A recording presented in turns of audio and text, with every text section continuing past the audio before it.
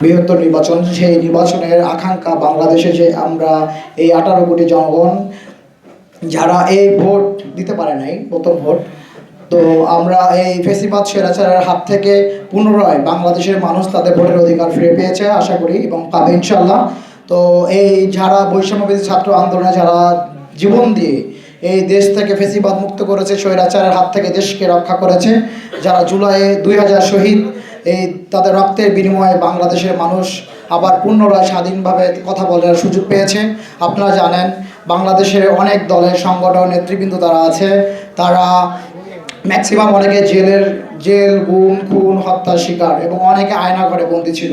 আজকে যারা মুক্ত বাতাসে চলাফেরা করতে পারতেছেন এবং কথা বলতে পারতেছেন, আপনাদেরকে দয়া করে বলবো এই গণভোট এবং আপনার হ্যাঁ জয়যুক্ত অবশ্যই করবেন। আপনারা যদি এই জুলাইয়ের আকাঙ্ক্ষা ধরে রাখতে চান বা যদি জুলাইকে আপনারা ধারণ করতে চান বা ধারণ করেন, শহীদদেরকে যদি ধারণ করেন, যারা হাদি ভাইকে আপনারা ধারণ করেন, এই বাংলাদেশ যদি ন্যায়পরায়ণ একটি আপনার যদি বাংলাদেশকে দেশের আকাঙ্ক্ষা যাতে মানুষের ইনসাফ যেন প্রতিফলন ঘটে, আমরা আশা করি আমরা বাংলাদেশের সকল জনগণ আপনারা অবশ্যই 12 তারিখে যদি আপনারা জাতীয় নির্বাচনে ভোট নাও দিতে আসেন, অবশ্যই আপনারা গণভোটে ভোট কমপক্ষে দিতে আসবেন।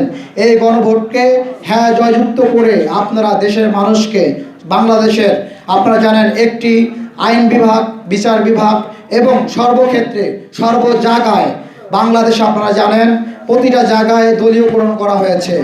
এক সরকার প্রতিটা সরকার যে সরকারি সেক্টরগুলো আছে সবগুলো দলীয়ভাবে করণ করা হয়েছে এবং সরকারের তাদের দাস হয়ে থাকে।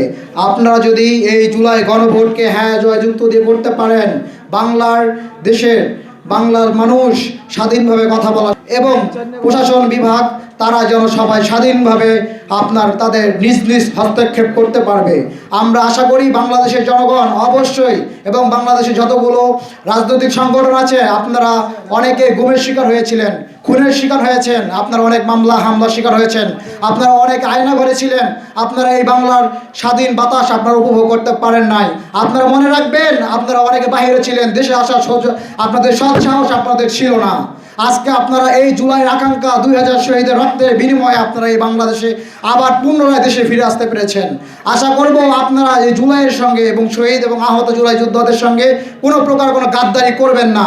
যদি আমরা দেখতে পেরেছি অনেক সময় ধরে অনলাইন মিডিয়ায় তারা যেন এই জুলাই গণভোট তারা ন্যায়ের পক্ষে প্রচার প্রচারণা চালাচ্ছে, দয়া করে এগুলো করবেন না, এগুলো বন্ধ করেন।